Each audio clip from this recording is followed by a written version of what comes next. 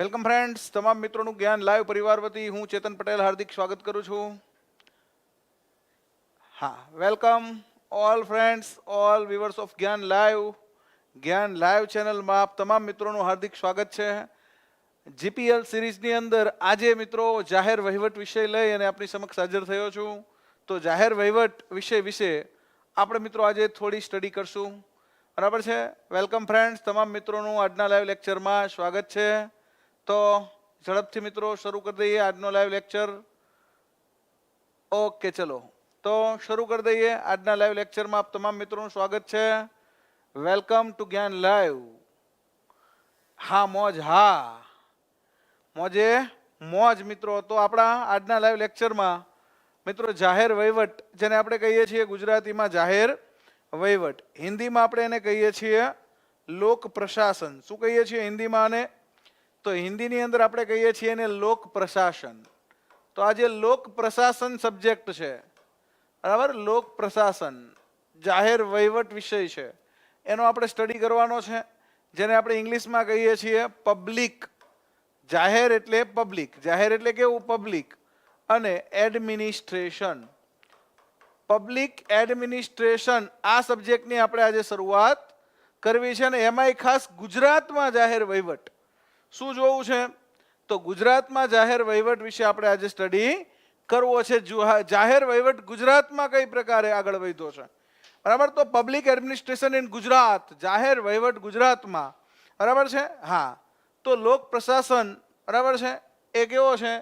તો કે ભાઈ આ શબ્દ હિન્દી છે, જાહેર વહીવટ શબ્દ ગુજરાતી છે. આ જાહેર વહીવટનું બીજું નામ છે રાજ્ય વહીવટ. બીજું નામ શું છે? રાજ્ય વહીવટ. ત્રીજું નામ છે સરકારી વહીવટ, બરાબર છે. હવે તો તમે આનાથી થોડા ઘણા પરિચિત થઈ ગયા છો, કારણ કે અગાઉ પણ આપણે જાહેર વહીવટના લાઈવ લેક્ચર લીધેલા છે. તો હવે શરૂ કરી દઈ ગુજરાતમાં જાહેર વહીવટની શરૂઆત. ગુજરાતની અંદર જાહેર વહીવટ મિત્રો ક્યારે શરૂ થાય છે? મને ફટાફટ કમેન્ટ કરી દેજો. ચલો, આપણે ત્યાં મિત્રો ગુજરાત સરકાર દ્વારા કરાયેલ વહીવટી સુધારાઓ આપણે જોવા છે. પણ આ વહીવટી સુધારાઓ જોતા પહેલા ગુજરાતમાં જાહેર વહીવટની શરૂઆત આપણે જોવી છે કે ભાઈ જાહેર વહીવટની શરૂઆત કઈ રીતે થાય છે, બરાબર. થોડુંક ફ્લેશબેકમાં લઈ જવું તો ભારતમાં જાહેર વહીવટની શરૂઆતથી આપણે જોઈએ અને પછી ગુજરાતમાં જાહેર વહીવટની શરૂઆત કરીએ. તો ભારતમાં મિત્રો જાહેર વહીવટની શરૂઆત કંઈક આ રીતે થાય છે. ભારતમાં જાહેર વહીવટની શરૂઆત, બરાબર, ભારતમાં જાહેર વહીવટની શરૂઆત કંઈક આ રીતે થાય છે. કઈ રીતે થાય છે? તો જોઈ લો. ભારતમાં જાહેર વહીવટની શરૂઆત કઈ સાલમાં થાય છે? તો ઈસવીસન 1930માં થાય છે. ભારતની અંદર ઈસવીસન 1930માં સૌપ્રથમ જાહેર વહીવટ છે એની શરૂઆત કઈ યુનિવર્સિટી કરે છે એવો પ્રશ્ન આવે તો 1930માં Lucknow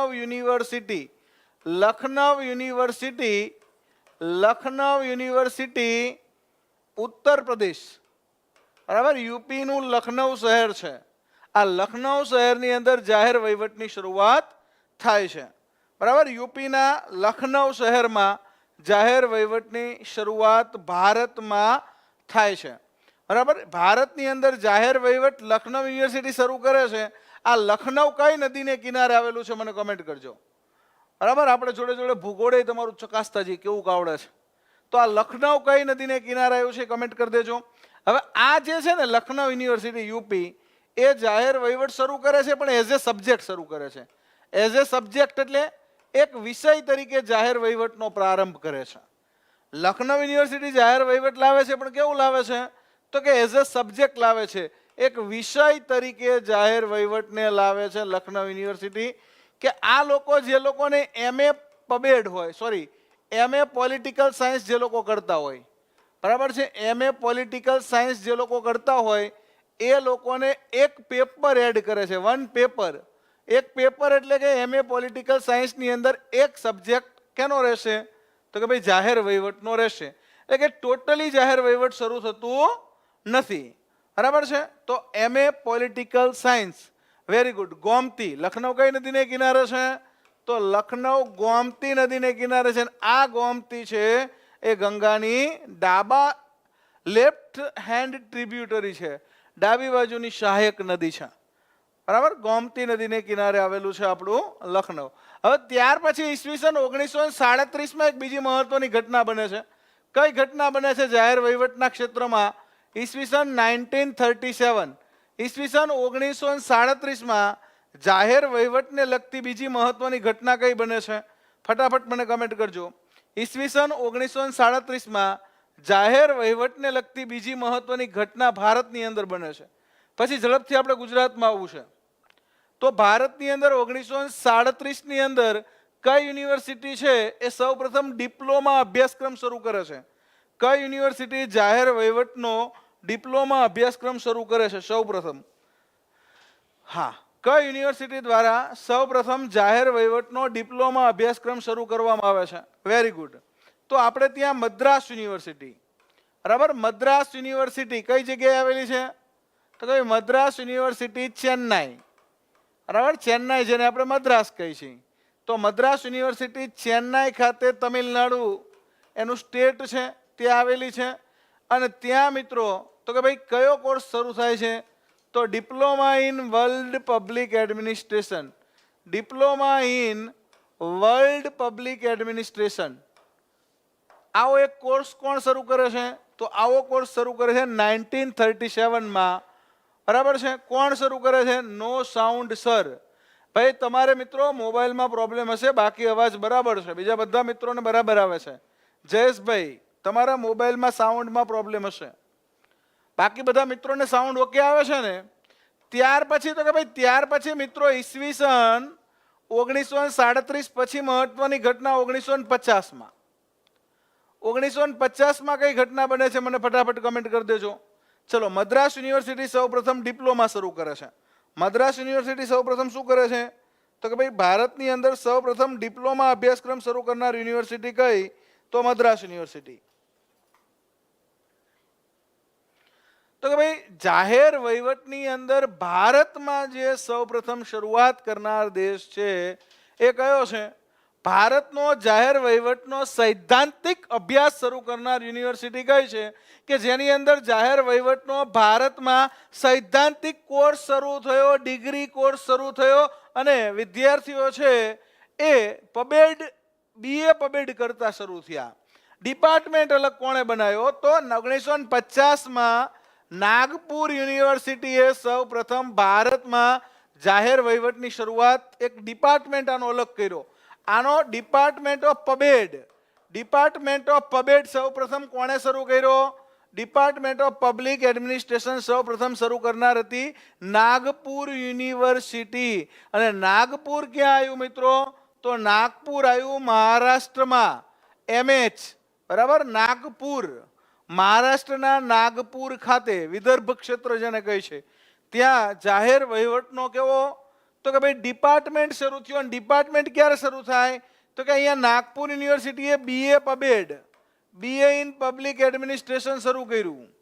BA in public administration, ત્યાર પછી MA ઇન પબ્લિક એડમિનિસ્ટ્રેશન. એટલે કે નાગપુર યુનિવર્સિટીએ જાહેર વહીવટનો સૌ પ્રથમ બેચલર કોર્સ શરૂ કર્યો, યુજી પ્રોગ્રામ ને પછી પીજી પ્રોગ્રામ, બરાબર. પહેલા UG programme, under graduation, UG એટલે અંડર ગ્રેજ્યુએશન અને પીજી એટલે પોસ્ટ ગ્રેજ્યુએશન.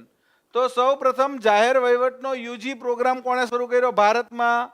તો ભારતમાં શરૂ કર્યો જાહેર વહીવટનો પબ્લિક એડમિનિસ્ટ્રેશનનો યુજી પ્રોગ્રામ નાગપુર યુનિવર્સિટીએ, ડિપાર્ટમેન્ટ ઓફ પબેડ. અને આ શરૂ કરનાર મહાનુભાવ કોણ હતા? આ શરૂ કરનાર મહાનુભાવ કે જેને આપણે father of public administration in India કહી છે, આ ડિપાર્ટમેન્ટ શરૂ કરનાર મહાનુભાવ કોણ હતા? એટલે કે આ ડિપાર્ટમેન્ટ શરૂ કરનાર વ્યક્તિ કોણ હતા? મને ફટાફટ કમેન્ટ કરજો.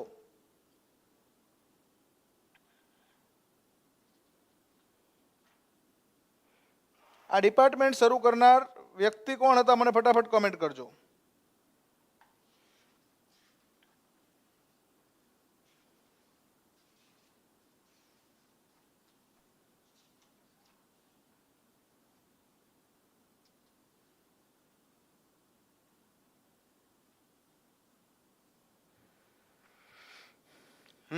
મહાદેવ પ્રસાદ શર્મા. આ મહાદેવ પ્રસાદ શર્માએ કયું પુસ્તક લખેલું છે? મને કમેન્ટ કરજો. મહાદેવ પ્રસાદ શર્મા આમણે કયું પુસ્તક લખેલું છે? આમના પુસ્તકનું નામ મને ફટાફટ કમેન્ટ માર દો. મહાદેવ પ્રસાદ શર્માએ કયું પુસ્તક લખેલું છે? મહાદેવ પ્રસાદ શર્માના પુસ્તકનું નામ મને ફટાફટ કમેન્ટ માર દેજો. MP શર્માએ કયું પુસ્તક લખ્યું છે એ મને ફટાફટ મિત્રો કોમેન્ટ કરજો. મહાદેવ પ્રસાદ શર્માનું પુસ્તક કયું છે? જાહેર વહીવટને લગતું મહત્વનું પુસ્તક મહાદેવ પ્રસાદ શર્માએ લખ્યું છે, તો કયું પુસ્તક લખ્યું છે?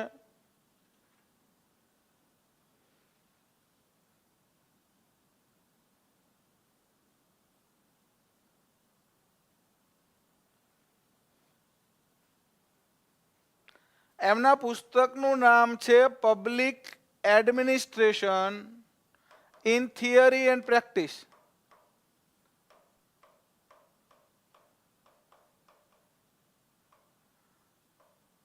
Public administration in theory and practice આવું પુસ્તક કોણે લખ્યું છે?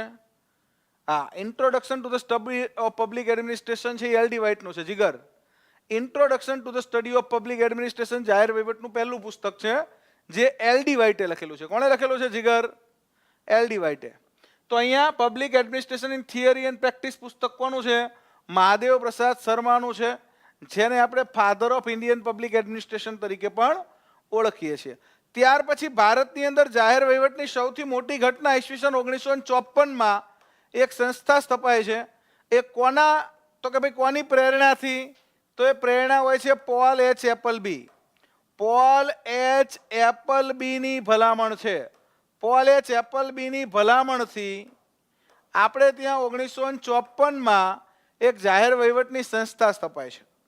Paul H. એપલબીની ભલામણથી અને જવાહરલાલ નહેરુના હસ્તે આ પ્રશ્ન પૂછાય છે. કોના હસ્તે? જવાહરલાલ નહેરુના હસ્તે. એ વખતના આપણા વડાપ્રધાન જવાહરલાલ નહેરુ ને એમના મિત્ર અમેરિકન પ્રોફેસર પોલ H. એપલબીની ભલામણથી કઈ સંસ્થા સ્થપાય છે? Paul H. એપલબીની ભલામણથી કઈ સંસ્થાની સ્થાપના થાય છે? તો સંસ્થાનું નામ હોય છે IIPA. સંસ્થાનું નામ શું હોય છે? IIPA. આનું પૂરું નામ ફટાફટ લખજો. IIPA નું પૂરું નામ ફટાફટ કમેન્ટ કરજો. Indian Institute of public Administration. Indian Institute of public Administration. બરાબર. જાહેર વહીવટની ભારતની સૌથી મહત્વની સંસ્થા IIPA, Indian Institute of public administration, જાહેર વહીવટની ભારતની સૌથી મહત્વની સંસ્થા કહેવાય છે. 1954માં એની સ્થાપના થઈ. Indian Institute of public Administration. બરાબર. Paul H. એપલબીની ભલામણથી જવાહરલાલ નહેરુ દ્વારા આ સંસ્થા ખુલ્લી મૂકવામાં આવી. અને આ સંસ્થા દર 3 મહિને આ સંસ્થા એક મેગેઝિન બહાર પાડે છે. કયું મેગેઝિન બહાર પાડે છે? ત્રિમાસિક મેગેઝિન છે એનું, જેમાં ભારતના જાહેર વહીવટના લેખા જોખા આવે છે. બરાબર. એનું દર 3 મહિને એક મેગેઝિન આવે છે, જેને ત્રિમાસિક મેગેઝિન કહેવાય છે. અને એમાં તો કે ભાઈ ભારતના જાહેર વહીવટના લેખા જોખા એની અંદર પબ્લિશ થાય છે. ભારતની જાહેર વહીવટની જે કંઈ સ્થિતિ છે એની અંદર ડિક્લેર કરવામાં આવે છે. એ મેગેઝિનનું નામ મને ફટાફટ કમેન્ટ કરજો. કયું મેગેઝિન IIPA દ્વારા બહાર પાડવામાં આવે છે?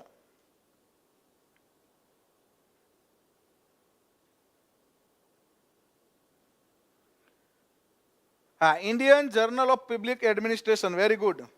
Indian Journal of public Administration.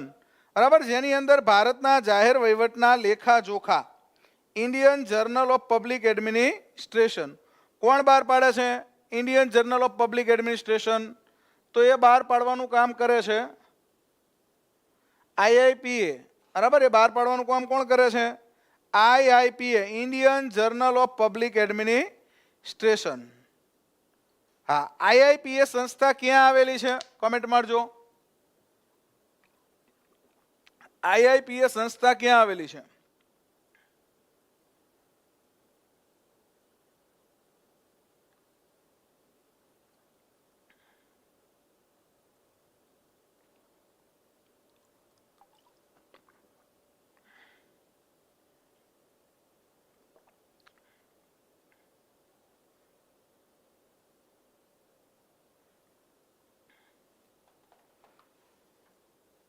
Very good. IIPA New Delhi. IIPA ક્યાં આવેલી છે?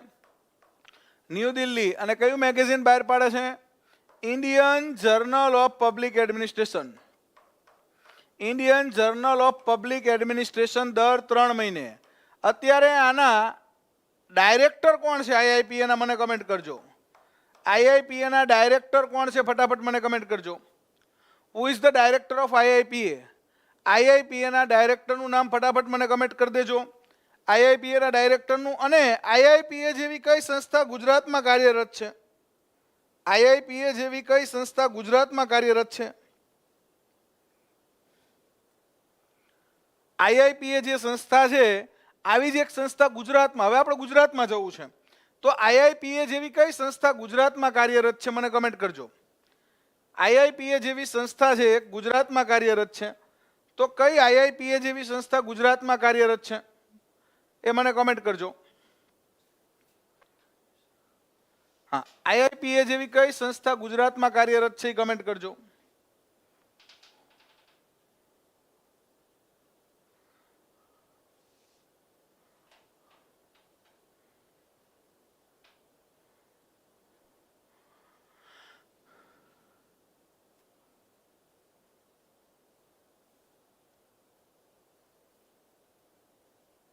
હા, અત્યારે છે ને સુરેન્દ્રનાથ ત્રિપાઠી પહેલા હતા, અત્યારે ટીએન ચતુર્વેદી. બરાબર, સુરેન્દ્રનાથ ત્રિપાઠી પહેલા હતા, અત્યારે કોણ છે? ટીએન ચતુર્વેદી.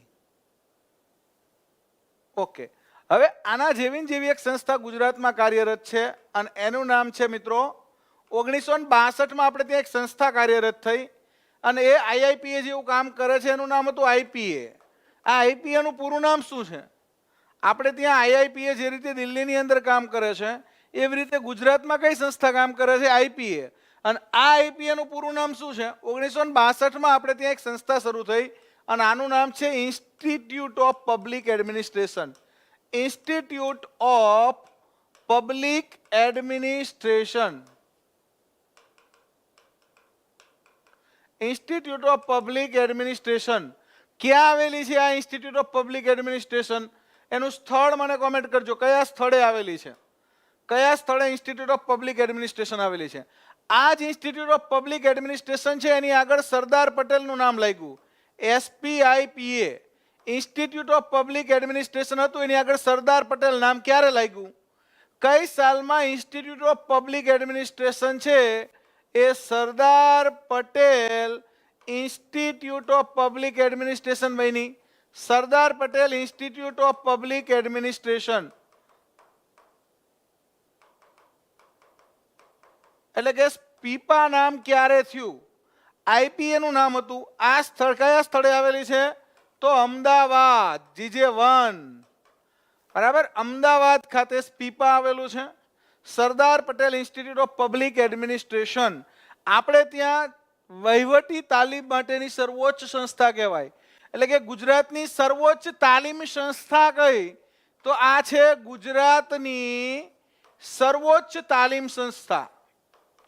સર્વોચ્ચ તાલીમ સંસ્થા. બરાબર છે. ક્લાસ 1, ક્લાસ 2 અને સુપર ક્લાસ 3 અલગ અલગ અમુક ક્લાસ 3 કેડરની અમુક ટ્રેનિંગ આ ઓર્ગેનાઇઝ કરે છે. બરાબર, ગુજરાતની સર્વોચ્ચ તાલીમ સંસ્થા તરીકે સ્પીપા. Very good. 1974 મિતેશ કુમાર. તો 1974માં આગળ સરદાર પટેલનું નામ એડ થયું. તો સ્પીપા નામ ક્યારે પડ્યું? તો સ્પીપા નામ 1974માં રાખવામાં આવ્યું. બરાબર, નામ ક્યારે રાખવામાં આવ્યું? સ્પીપા 1974માં એનું નામ સ્પીપા રાખવામાં આવ્યું. બરાબર છે. અને આ આઈપીએ જે છે ઇન્સ્ટિટ્યૂટ ઓફ પબ્લિક એડમિનિસ્ટ્રેશન એ સ્પીપાનું જૂનું નામ થયું. બરાબર, આ કેવું થયું? સ્પીપાનું જૂનું નામ થયું. અને આ સ્પીપા જે છે એના મિત્રો અત્યારે ડાયરેક્ટર કોણ છે? Director general. સ્પીપાના કોણ છે અત્યારે ડાયરેક્ટર જનરલ? મહાનાયક. શું કહી છે આપણે એને? સ્પીપાના મહાનાયક કોણ છે? ડાયરેક્ટર જનરલ કોણ છે સ્પીપાના? મને કોમેન્ટ કરી દેજો. વર્તમાન ડાયરેક્ટર જનરલ કોણ છે? આ સ્પીપા જે છે એ આપણને તો કે ભાઈ સિવિલ સર્વિસ ટ્રેનિંગ એ આપે છે. બરાબર, સેન્ટર ફોર સિવિલ સર્વિસ છે. બરાબર છે, સિવિલ સર્વિસ ટ્રેનિંગ સેન્ટર પણ સ્પીપાનું હોય છે. તો આ સ્પીપા જે છે એના ડાયરેક્ટર જનરલ કોણ છે મને કમેન્ટ કરજો. અને સ્પીપા તો કે ભાઈ એના અલગ અલગ મિત્રો રિજનલ ટ્રેનિંગ સેન્ટર છે. રિજનલ ટ્રેનિંગ સેન્ટર અલગ અલગ આવેલા છે. અમદાવાદ, બરોડા, રાજકોટ, સુરત, બરાબર. અમદાવાદ છે, વડોદરા છે, રાજકોટ છે, સુરત છે. અહીંયા સ્પીપાના રિજનલ ટ્રેનિંગ સેન્ટર આવેલા છે. આ સિવાય અલગ અલગ જિલ્લામાં એને અલગ અલગ જગ્યાએ કેમ્પસ પોતાના ખોલેલા છે. હા, તો સ્પીપાના અત્યારે ડાયરેક્ટર કોણ છે? કેએમ ભીમજીયાણી સાહેબ હતા વૈશાલીબેન, પણ એમની બદલી થઈ ગઈ છે. હા, અનુરાધા મલ, વેરી ગુડ. કેએમ ભીમજીયાણી સાહેબ પહેલા હતા, અત્યારે અનુરાધા મલ. બરાબર, કેએમ ભીમજીયાણી સાહેબ પહેલા હતા પણ અત્યારે એમની બદલી થઈ ગઈ છે. તો આ રીતનું મિત્રો આપણું બહુ જ મહત્વનું ગુજરાતની અંદર, ગુજરાતમાં તો કે ભાઈ મહત્વની જાહેર વહીવટની સંસ્થા કઈ, મહત્વની સૌથી સર્વોચ્ચ ટ્રેનિંગ સંસ્થા કઈ, બરાબર, તો એ છે આપણી આઈપીએ, જે અત્યારે સ્પીપા તરીકે ઓળખાય છે. બરાબર, તમે કોઈ પણ સરકારી નોકરીએ લાગશો, ઇવન ક્લાસ 1, 2 થશો તો ફરજિયાત તમારે સ્પીપાની એક્ઝામ તમારે પાસ કરવી જ પડે. ક્લાસ 1, 2 બનો એટલે કમ્પલસરી ફરજિયાત તમારે સ્પીપા પાસ કરવી પડે. એટલે કે સ્પીપા તમારી વહીવટી ટ્રેનિંગ આપે તમને. સ્પીપા છે ને તમામ ક્લાસ 1 ને એડમિનિસ્ટ્રેટિવ ટ્રેનિંગ આપે. એડમિનિસ્ટ્રેટિવ ટ્રેનિંગ એટલે કે વહીવટી તાલીમ તમામ લોકોને સ્પીપા આપે. અને પછી સ્પીપા પેપર લે, બરાબર. અને સ્પીપાના 5 પેપર તમારે પાસ કરવા પડે. કમ્પલસરી તમારે આ ખાતાકીય પરીક્ષા પાસ કરવી પડે.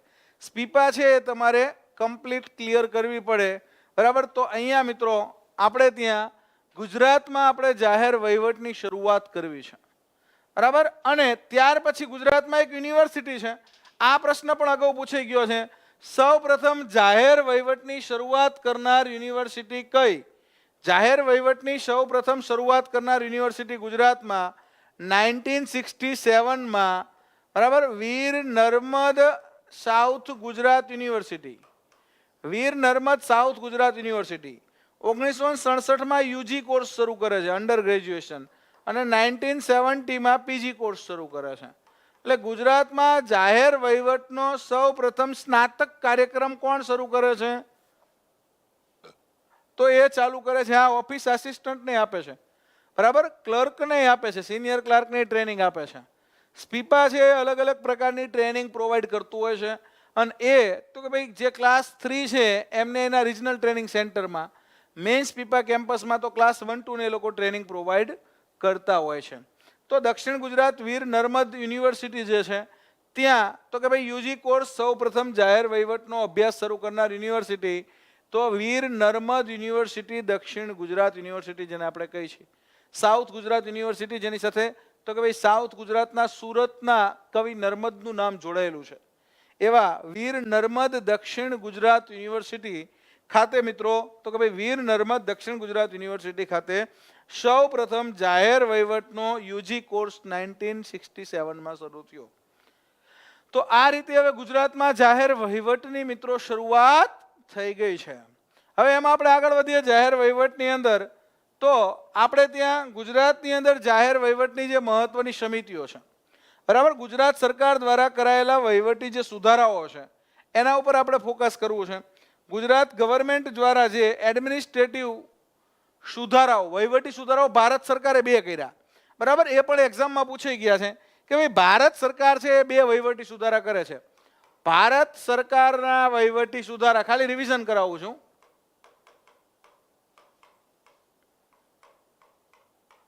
ક્યારે ક્યારે થાય છે મને કમેન્ટ કરો.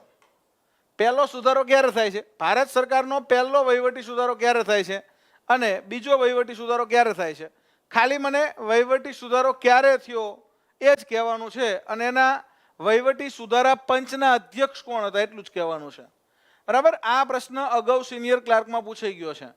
પ્રથમ વહીવટી સુધારા પંચ, ફર્સ્ટ એડમિનિસ્ટ્રેટિવ રિફોર્મ કમિટી, બરાબર. ફર્સ્ટ એડમિનિસ્ટ્રેટિવ રિફોર્મ કમિટી ભારતમાં ક્યારે નિમાય છે? ફર્સ્ટ એડમિનિસ્ટ્રેટિવ રિફોર્મ, પ્રથમ વહીવટી સુધારો. અને એની માટે તો કે ભાઈ એડમિનિસ્ટ્રેટિવ રિફોર્મ કમિટી એઆરસી, વહીવટી સુધારા સમિતિ. શું કહેવાય ને? એડમિનિસ્ટ્રેટિવ રિફોર્મ કમિટી, વહીવટી સુધારા સમિતિ. બરાબર. તમે નોકરીએ લાગશો એટલે ધીમે ધીમે તમને બધી ખબર પડી જશે કે ભાઈ તમને પ્રમોશન મળે, બરાબર, તમને ઇજાફો મળે, તમને ઉચ્ચતર પગાર ધોરણ મળે, તમને પ્રમોશન મળે ત્યારે ડીપીસી, બરાબર, ડિપાર્ટમેન્ટલ પ્રમોશનલ કમિટી બને. તો તમને ખબર હોવી જોઈએ કે ભાઈ ડીપીસી શું છે. વહીવટી ભાષાની અંદર ડીપીસી શબ્દનો મિનિંગ શું થાય છે મને કમેન્ટ કરજો. બરાબર. તો આવા બધા તમે જ્યારે નોકરીએ લાગશો ને ત્યારે તમને ખબર પડશે કે ભાઈ નોકરીની અંદર તો કે ભાઈ દર વર્ષે આપણે ઇજાફો આવે, તો કે ભાઈ 9/20/31 જેને લાગુ પડે ને 9/20/31 ઉપધો આવે, ઉચ્ચતર પગાર ધોરણ. હા, તો પહેલો હતો ને 1966 થી 1970, અને એ મિત્રો કોની અધ્યક્ષતામાં હતો? તો અધ્યક્ષ હતા હનુમંતૈયા અને મોરારજી દેસાઈ. મોરારજી દેસાઈ અને હનુમંતૈયા, બરાબર. મોરારજી દેસાઈ અને હનુમંતૈયા આ બંનેની આગેવાનીમાં આ પ્રથમ વહીવટી સુધારો કેન્દ્રએ કરેલો. એ રીતે આપણે ત્યાં ગુજરાતમાં પ્રથમ વહીવટી સુધારો કોણે કરેલો? ગુજરાતની અંદર પ્રથમ વહીવટી સુધારો કરવાવાળા કોણ હતા? મને ફટાફટ કોમેન્ટ કરજો. હા, ડિપાર્ટમેન્ટલ પ્રમોશન કમિટી. તો તમે પણ સરકારમાં આવશો તો તમને પણ પ્રમોશન ભવિષ્યમાં મળશે, બરાબર. સરકારી નોકરી લાગશો તો ભવિષ્યમાં તમે પણ મિત્રો કોઈ પણ નોકરીએ લાગો, બરાબર. બધી નોકરીમાં મોસ્ટલી વહીવટી જોબ હોય એટલે પ્રમોશન હોય, બરાબર. તમે નાયબ મામલતદાર થાવ તો મામલતદારનું પ્રમોશન આવે, ડીવાયએસઓ થાવ તો એસઓનું પ્રમોશન આવે, એટલે કે તમે બિન સચિવાલય ક્લર્ક થાવ તો સિનિયર ક્લાર્કનું પ્રમોશન આવે, હેડ ક્લાર્કનું પ્રમોશન આવે, AG1નું પ્રમોશન આવે, ત્યાર પછી તો કે ભાઈ તમારે કન્યા અધિક્ષકનું પ્રમોશન આવે. તો અલગ અલગ જે પ્રમોશનની કેડર છે, બરાબર. તમે બિન સચિવાલય ક્લાર્કની અંદર મહેસૂલી ક્લાર્ક થાવ તો મહેસૂલી ક્લાર્કમાંથી તમારે તો કે ભાઈ ડાયરેક્ટ નાયબ મામલતદારનું પ્રમોશન આવે, નાયબ મામલતદારને મામલતદારનું પ્રમોશન આવે, મામલતદારને ડેપ્યુટી કલેક્ટરનું પ્રમોશન આવે. તો જે અલગ અલગ પ્રમોશન છે. હા, ડિપાર્ટમેન્ટલ પ્રમોશન કમિટી. કિંગ ટાઈગરનો જવાબ સાચો છે, કિંગ ટાઈગરનો, બરાબર. તો આ રીતે તમારે અલગ અલગ જે વહીવટી ટર્મિનોલોજી છે કે ભાઈ વહીવટની દ્રષ્ટિએ LAQ એટલે શું? આ કમેન્ટ કરજો મને. વહીવટની દ્રષ્ટિએ LAQ એટલે શું? આવા વહીવટી શબ્દો આવશે નાના નાના, બરાબર છે, કે ભાઈ એ પણ તમારે જોવા પડે, બરાબર છે. તો વહીવટની દ્રષ્ટિએ LAQ એટલે શું? અને બીજો વહીવટી સુધારો ભારતની અંદર ક્યારે થાય છે? તો બીજો વહીવટી સુધારો 2005માં થાય છે. અને 2005ની અંદર જે વહીવટી સુધારો થાય છે આ બીજો વહીવટી સુધારો કહેવાય છે. ભારતની અંદર બીજો વહીવટી સુધારો. પ્રથમ વહીવટી સુધારો ક્યારે થાય છે? તો કે 1966-70. બીજો વહીવટી સુધારો 2005માં. આ બીજા વહીવટી સુધારા પંચની અંદર અધ્યક્ષ કોણ હોય છે? Second administrative reform. અને આ જે સુધારો હોય છે બહુ મહત્વના છે, બરાબર. બીજો વહીવટી સુધારો છે. આ બીજા વહીવટી સુધારા પંચના અધ્યક્ષ કોણ હોય છે મને કમેન્ટ કરજો. આ ગુજરાતમાં પ્રથમ વહીવટી સુધારો આપણે ગણીએ તો ગુજરાતની અંદર પ્રથમ GC બાવેજા, બરાબર. પ્રથમ વહીવટી સુધારો ગુજરાતમાં GC બાવેજા સમિતિ. GC બાવેજા સમિતિ પ્રથમ વહીવટી સુધારો ગુજરાતમાં કોણ કરે છે? GC બાવેજા સમિતિ 1986માં, 1986માં. અને ગુજરાતમાં બીજો વહીવટી સુધારો કોણ કરે છે? તો 1988માં જસવંત મહેતા સમિતિ. જસવંત મહેતા સમિતિ. આપણે આ બે સમિતિની ભલામણ જોવાની છે, બરાબર. ભારતનો જે રીતે પૂછાય છે એ રીતે ગુજરાતનો પૂછાઈ શકે. હા, વીરપ્પા મોયલી, તો હમણાં પ્રશ્ન પૂછાણો હતો, બરાબર. બીજા વહીવટી સુધારા પંચના અધ્યક્ષ કોણ હતા? તો વીરપ્પા મોયલી. હા, બીજા વહીવટી સુધારા પંચના અધ્યક્ષ કોણ હતા? Legislative assembly question. તો આપણે એને કહીએ છીએ LAQ. શું કહીએ છીએ? LAQ. તમે નોકરીએ જશો એટલે તમને ખબર પડશે કે LAQ શું છે, બરાબર. જૂનું સચિવાલય જીવરાજ મહેતા ભવન, નવું સચિવાલય વિઠ્ઠલભાઈ પટેલ ભવન, બરાબર છે, એટલે કે વિધાનસભા વિઠ્ઠલભાઈ પટેલ ભવન. નવું સચિવાલય સરદાર ભવન. સચિવાલયને સરદાર ભવન કહે છે. ઘણીવાર સચિવાલયમાં જવાનું થશે. સચિવાલય ખાતેથી તમામ નીતિ નક્કી થાય. સચિવાલય ખાતેથી અલગ અલગ નોટિફિકેશન આવે, અલગ અલગ રિઝોલ્યુશન આવે, બરાબર. એ સચિવાલય કરે. એ સચિવાલયની જે સૂચના છે એ જૂનું સચિવાલય એટલે કે જીવરાજ મહેતા ભવનમાં જાય. જીવરાજ મહેતા ભવન છે જિલ્લા કક્ષાએ અલગ અલગ જિલ્લાની કચેરીઓને સૂચના આપે. બરાબર છે. તો આ બધી વસ્તુ છે એ આપણે એક્ઝામની અંદર પૂછાય છે. ભાઈ ભાવેશ, તને કદાચ બહુ જાજુ આવડતું હોય તો તાર રજા લઈ લેવાની બેટા. હો, નવું તો હવે આમાં કઈ બીજું તો કઈ આવે નહીં. તને આવડે છે LAQ બોલ હાલ.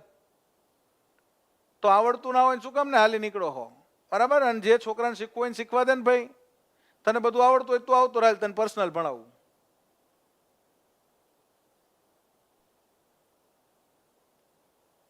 અને નવું તો પૂછાતું હોય પૂછાય ને, ના પૂછાતું હોય ક્યાંથી લાવવું?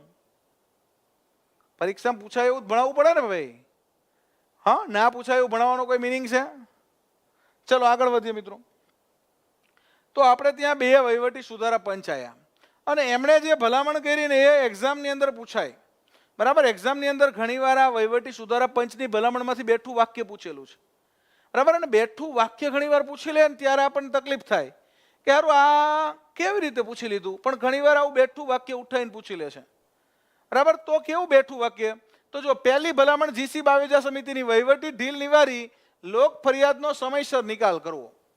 પહેલી ભલામણ એવી હતી કે ભાઈ લોક ફરિયાદ, પબ્લિક કમ્પ્લેન છે, પબ્લિક ગ્રીવન્સીસ છે, એનો સમયસર નિકાલ કરવો. વહીવટી ઢીલ નિવારવી એટલે લોકોની ફરિયાદ છે ને એનો સમયસર નિકાલ કરવો.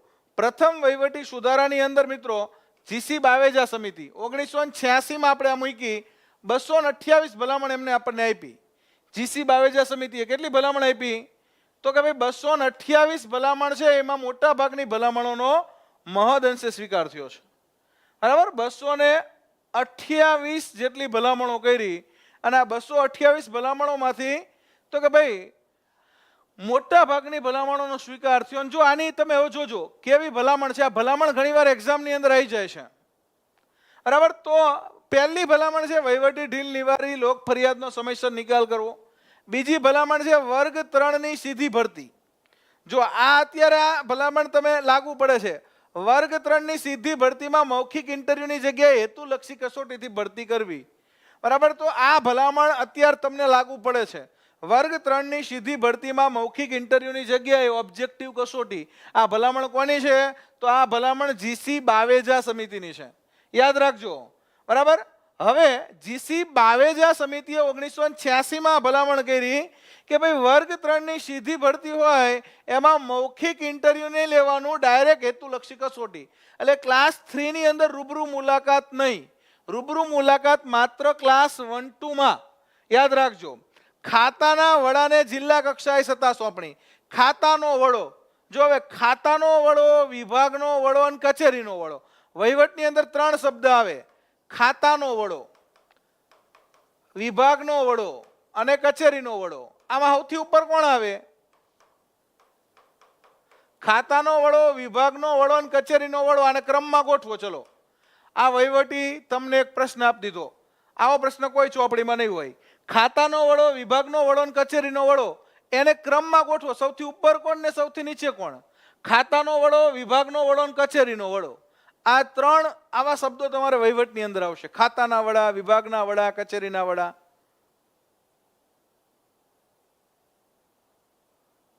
બરાબર. તો ખાતાનો વડો, વિભાગનો વડો અને કચેરીનો વડો એ ત્રણેયને ક્રમમાં ગોઠવો. ચલો તો અહીંયા મિત્રો ખાતાના વડાને જિલ્લા કક્ષાએ સત્તા સોંપણી. એટલે કે ખાતાના વડાને પણ જિલ્લા કક્ષાએ તમે નોકરીએ મૂકી શકો. ત્યાર પછી કર્મચારીની ઘટ નિવારવી, સમયસર ભરતી. જો અહીંયા એમણે જે તે વખતે આવી ભલામણ કરવી છે. કર્મચારીની ઘટ નિવારવી. કર્મચારીની ઘટ હોય તો સમયસર ભરતી. સમયસર ભરતી કરવી. કર્મચારીઓને તો કે ભાઈ 8 વર્ષ થાય એટલે બઢતી આપવી. કેટલા વર્ષે બઢતી આપવાની હોય? સરકારમાં કેટલા વર્ષે બઢતી ફરજિયાત છે? આ મને કોમેન્ટ કરજો.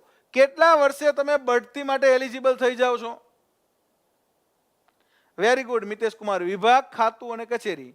સૌથી ઉપર વિભાગ આવે. બરાબર. તો પહેલા વિભાગ આવે શિક્ષણ વિભાગ. એના નીચે તો કે ભાઈ ખાતું. બરાબર. અને એના નીચે તો કચેરી. તો કે ભાઈ શિક્ષણ વિભાગ છે. દાખલા તરીકે શિક્ષણ વિભાગ છે. એના નીચે ખાતું તો કે ભાઈ પ્રાથમિક શિક્ષણનું ખાતું.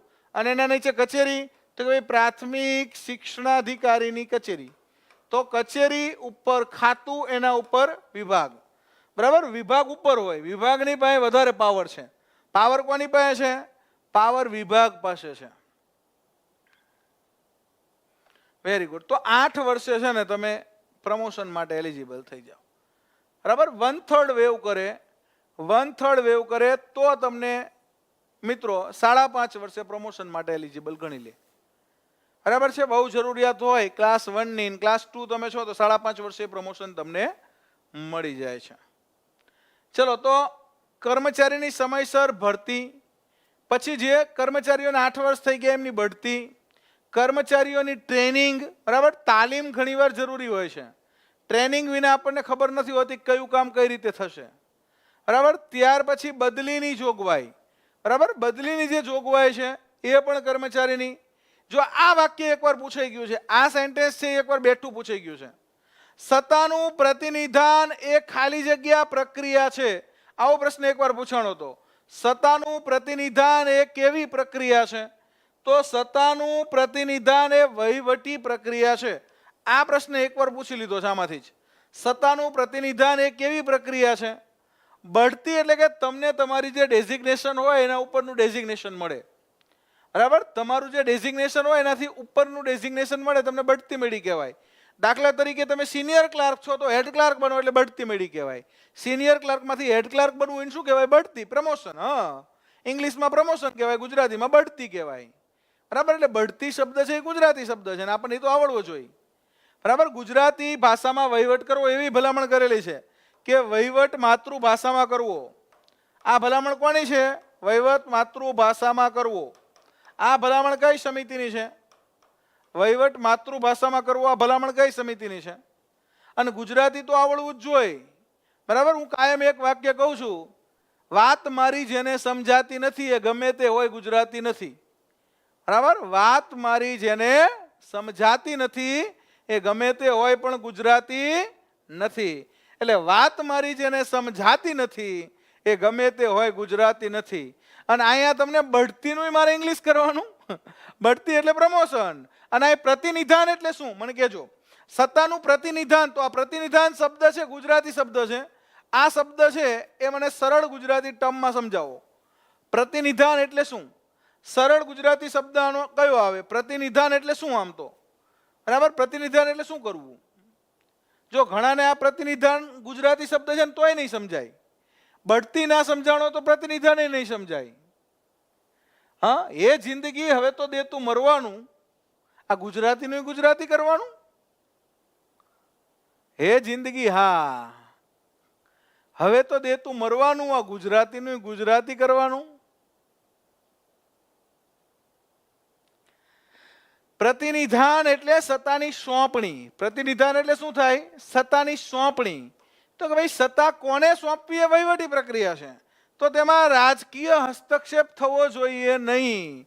જો જાહેર વહીવટની અંદર વરી પાછું પોલિટિક્સ આવી જાય તો આપણે તો એવું કહીએ છીએ કે જાહેર વહીવટ અને રાજનીતિ શાસ્ત્ર અલગ છે, વરી પાછા બે ભેગા થઈ જાય.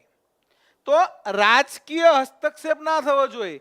રાજકીય લોકો જે છે, ધારાસભ્યો છે, એમણે એવું ના કહેવું જોઈએ કે અમારે ત્યાં આ ભાઈને તમે મામલતદારમાં મૂકો, કે એમપી છે, સાંસદ સભ્ય એવું ના કહેવું જોઈએ કે અમારે ત્યાં આ ભાઈને તમે ડેપ્યુટી કલેક્ટર કે કલેક્ટર તરીકે મૂકો. સત્તાની સોંપણી જે છે એ વહીવટી પ્રક્રિયા છે અને વહીવટી પ્રક્રિયાની અંદર રાજકીય હસ્તક્ષેપ થવો જોઈએ નહીં. નહીતર શું થાય? નહીતર જાહેર વહીવટની અંદર રાજકીય હસ્તક્ષેપ વધી જાય, પબ્લિક એડમિનિસ્ટ્રેશનની અંદર રાજકારણ વધી જાય. એટલે જાહેર વહીવટની અંદર પોલિટિક્સ ના આવે ને એટલા માટે તો કે સત્તાનું પ્રતિનિધાન એ વહીવટી પ્રક્રિયા હોવાથી તેમાં રાજકીય હસ્તક્ષેપ થવો જોઈએ નહીં. બરાબર, અને બાકી વહીવટ તમે સમજો છો. વોટ ઇઝ વહીવટ? હા, તારાંકિત અને અતારાંકિત પ્રશ્ન જે છે એ LQ તરીકે આવે. બરાબર છે, તારાંકિત પ્રશ્નો અને અતારાંકિત પ્રશ્નો છે વિધાનસભામાંથી તમારી પાસે આવે. હા, તો એમાં તમારે મૌખિક જવાબ અને લેખિત જવાબ, બરાબર છે, આ રીતે જવાબ એને આપવાના હોય છે. અને એ પ્રશ્નો જે છે એ LQ ના ભાગરૂપે હોય અને એની તમારે તાત્કાલિક જવાબ બનાવીને મોકલવો પડે. ચલો, ત્યાર પછી વહીવટ માટે નવી વિકાસ વહીવટની શાખા. આ વિકાસ વહીવટના પિતા કોણ છે? વિકાસ વહીવટના ભારતની અંદર પિતા કોણ છે ને વિશ્વમાં પિતા કોણ છે? આ પ્રશ્ન એકવાર પૂછાઈ ગયો છે. વહીવટ માટે નવી કઈ શાખા શરૂ થઈ? વહીવટ માટે કઈ નવી વહીવટી શાખા શરૂ થઈ? તો વહીવટ માટે નવી વહીવટી શાખા છે એને આપણે કહીએ છીએ વિકાસ વહીવટ. શું કહીએ છીએ? નવી વહીવટી જે શાખા શરૂ થઈ છે એને આપણે શું કહીએ છીએ? વિકાસ વહીવટ. તો એ યાદ રાખજો, વિકાસ વહીવટ શું છે?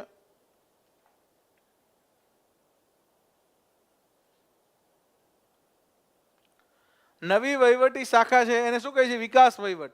અને આ વિકાસ વહીવટ છે શરૂ કરનાર હતા જ્યોર્જ ગન્ટ.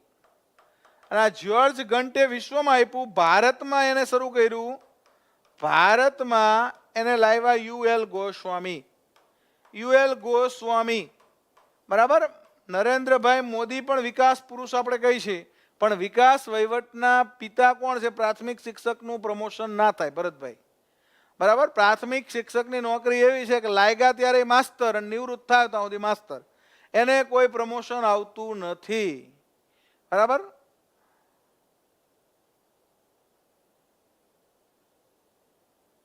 તલાટીકમ મંત્રી કરતા હૈ શાદી કા નોંધણી. હા, તલાટીકમ મંત્રી લગ્નની નોંધણી કરે. હવે તો તલાટીકમ મંત્રીને ઘણા બધા રાઇટ આપી દીધા છે, બરાબર છે. તલાટીકમ મંત્રીને હમણાં ગુજરાત સરકારે કેટલા પ્રકારના, તો કે ભાઈ હવે સોગંદનામાની સત્તા આપી દીધી, એટલે વકીલો જે છે, નોટરીઓ, એનો ધંધો બંધ થઈ જાય. સોગંદનામું જે પંચાયત લેવલે જોઈએ ને એની સત્તા તલાટીકમ મંત્રીને આપી દીધી. આ ખાસ યાદ રાખજો, જાહેર વહીવટનો કરંટ ક્વેશ્ચન કહેવાય કે ભાઈ તલાટીકમ મંત્રીને હવે સોગંદનામું કરવાની સત્તા આપી દીધી. તલાટીકમ મંત્રી છે એ હવે એફિડેવિટ, સોગંદનામું જે લેવાનું હોય છે, બરાબર, એ પણ હવે તો કે ભાઈ તલાટીકમ મંત્રીની સિગ્નેચર વાળું ચાલશે. એટલે કે તલાટીકમ મંત્રીને સારો એવો પાવર પંચાયત લેવલે અત્યારે આપણે આપ્યો છે હમણાં જ.